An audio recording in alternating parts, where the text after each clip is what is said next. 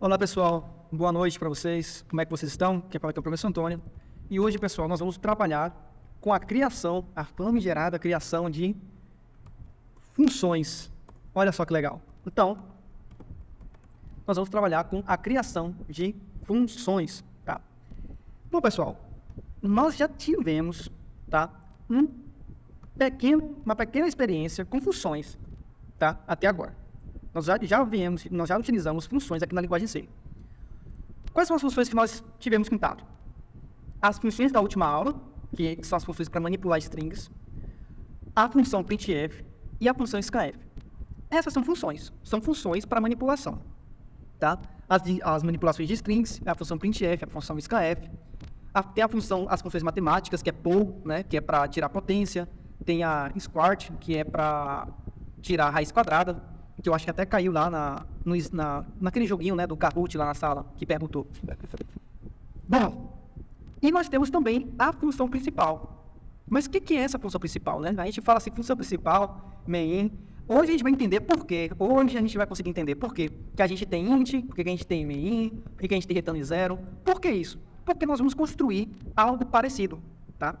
Bom, pessoal, a primeira coisa que nós vamos fazer, o primeiro exemplo que nós vamos fazer para funções vai ser uma função muito simples, mas antes nós vamos dizer o que uma função tem, tá? O que uma função precisa ter? Uma função precisa ter um tipo, tá? Esse tipo dela quer dizer o seguinte, se ela é do tipo inteiro, como é o caso da função principal, certo? Ou seja, ela pode ser inteiro, pode ser floating, double, e ela, inclusive, pode ser void. O que é void? Quer dizer que não tem tipo. É o tipo void. Ela não vai retornar nada. E a gente vai entender o que é isso de retornar nada ou retornar alguma coisa, tá? Uma outra coisa que uma função tem é um nome. Então, ela vai ter um nome que vai ser o nome da função, tá? A outra coisa que ela vai ter vai ser o código, que é o corpo, né? A outra coisa que a função vai ter vai ser o retorno dela. Ou seja, ela vai retornar o inteiro, ou ela vai retornar o float, ou ela não vai retornar nada, tá? Ela não vai retornar absolutamente nada. Então, ela tem outras coisas também, tá? Além do tipo e além do nome, ela tem também os argumentos. Esses argumentos são os valores que nós vamos inserir nos parâmetros da função, tá? Então, ele tem argumentos que nós chamamos de parâmetros. Por exemplo, aqui na última aula, nós temos aqui, por exemplo, a função strcomp. Essa função ela recebe 10 argumentos. Ela utiliza o primeiro argumento, que é uma palavra, que vai ser comparada com outra string. Serão duas strings, então ela recebe 2 argumentos aqui, tá? E da mesma forma, nós vamos utilizar aqui, nós podemos ter, a função ela pode ter 2, 3, 4 argumentos, enfim, ela pode ter vários argumentos, ou pode simplesmente não ter argumentos nenhum. Ela pode não ter nenhum argumento, certo? Nós vamos ver exemplos aqui de funções que não têm argumento absolutamente nenhum. E o primeiro exemplo que nós vamos utilizar, o primeiríssimo exemplo, tá? Eu vou criar, pessoal, a criação da função, vamos lá, ela tem um tipo. Nesse caso aqui, eu vou colocar, pessoal, que é uma função que ela não tem tipo, tá? Então, eu vou colocar que ela é uma função void. Ela vai ter um nome também, tá? O nome dela vai ser nós podemos colocar como saudação, tá? Então, essa função vai se chamar apenas saudação. Ela não retorna nada e eu quero apenas dar uma mensagem de boas-vindas, certo? Então, o que eu vou escrever é o seguinte. Vou escrever bem-vindo. Pronto, essa função, olha só, essa função só faz isso. Ela só imprime isso, tá? Só imprime bem-vindo. Onde é que eu vou chamar essa função? Eu vou chamar essa função pelo nome na função principal, tá? Então, aqui na função principal, eu vou chamar ela. Pronto, tá bom. É só isso. Então, o que acontece? Eu construo a função aqui antes, coloco o que eu quero executar dentro do corpo da função e aqui eu só chamo o nome dela. Vamos ver o que acontece. Tá? Eu vou dar um GCC.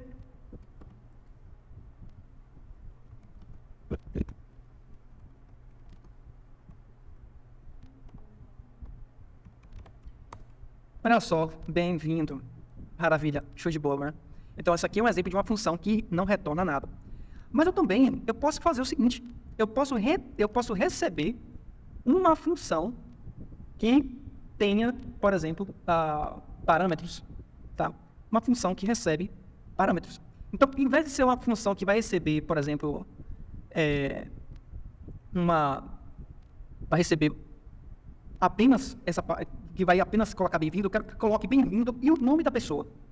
Eu quero que tenha o nome da pessoa. Então, aqui, por parâmetro, eu vou colocar uma variável temporária que vai receber o parâmetro, que vai receber esses valores. Então, eu vou fazer o seguinte, eu vou criar uma variável temporária aqui, do tipo char, chamado nome. Ou seja, eu estou criando uma string aqui, tá? Chamado nome. E aqui, eu vou colocar bem-vindo, quem? %s. Olha que legal. Bem-vindo, %s. E aqui eu vou passar quem? Eu vou passar o nome. Bem-vindo a pessoa. Então, aqui, ó, percebe que aqui na minha função já está dando erro, tá? Eu estou passando aqui, ó. Ele está colocando o seguinte, ó. Poucos argumentos na função. To fail. Pouco argumento. Ou seja, eu preciso passar pelo menos um. Então, se eu passar aqui, por exemplo, colocar Ana. Colocar aqui. Cadê? Bem-vindo.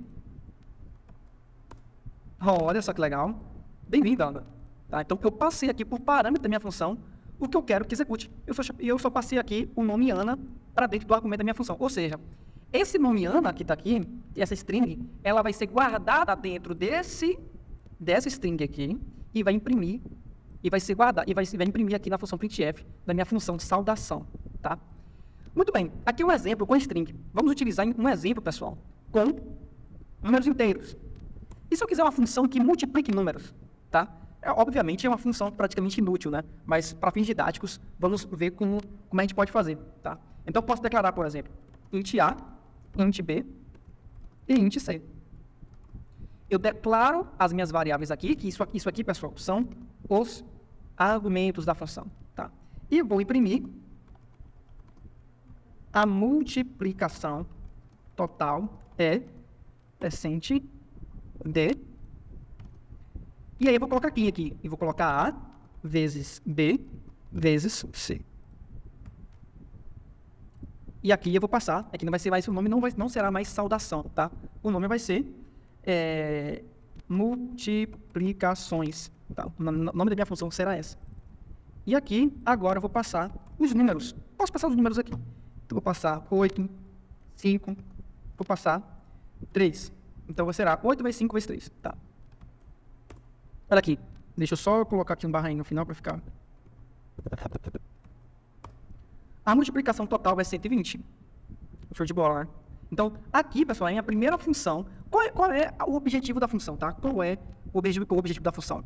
Eu consigo modularizar o meu código. Eu posso dividir o meu código para que ele comece a trabalhar com problemas de forma separada e organizada.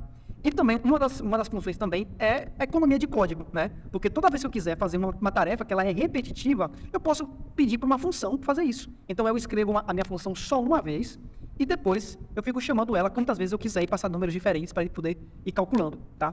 Então, aqui é um exemplo muito claro para eu poder fazer essas coisas, tá? Então, o que nós utilizamos aqui? Uma função. Nós vimos o exemplo de uma função que recebe uma string, uma função que recebe também parâmetros inteiros. Enfim, pode ser qualquer tipo, tá, pessoal? Pode ser inteiro, float, int, você vai passar aqui para o parâmetro, tá? E faz alguma coisa aqui no corpo, certo? Beleza? Muito bem, agora vamos utilizar, pessoal, vamos ver funções que tem tipo definido. Então, assim como a função principal, ela tem um tipo, que é o tipo int, tá? Eu vou criar aqui uma função, que é também de um tipo inteiro, que ela vai retornar somas. Aqui a gente já está trabalhando com funções realmente muito úteis, né? Então, uma função que soma números. Então, vou chamar ela de soma, tá? E essa função soma, ela vai receber 3 parâmetros também. Então, int A, int B e int C. Só que é o seguinte, eu vou retornar aqui, eu vou criar uma variável chamada soma. Pessoal, essa variável que eu estou criando aqui, soma, ela só é enxergada, ela só existe dentro dessa função, tá? Que a gente chama de variáveis locais, tá? Essa variável é uma variável local. Ela só existe aqui nessa função, tá? Ela não existe aqui, ela não existe nessa outra função, ela só existe aqui dentro. Bem como também essa variável A, B e C, tá bom? Então, eu vou criar aqui uma variável chamada soma, que vai receber A mais B mais C, que é A mais B mais C, tá? Ela recebe como parâmetro aqui, e eu vou retornar quem? Return. Vai retornar quem? Vai retornar soma, tá? Muito bem, a minha função, veja só, a minha função ela não está imprimindo nada. Ela só vai retornar a soma. Então, o que eu vou fazer aqui? Eu vou comentar essa função e vou chamar minha função aqui, ó, soma. E vou passar os números. Vou passar, por exemplo, 5, 6 e 7. Tá? Ele vai somar as três e vai retornar para mim. Só que se retornar, pessoal, qual a diferença?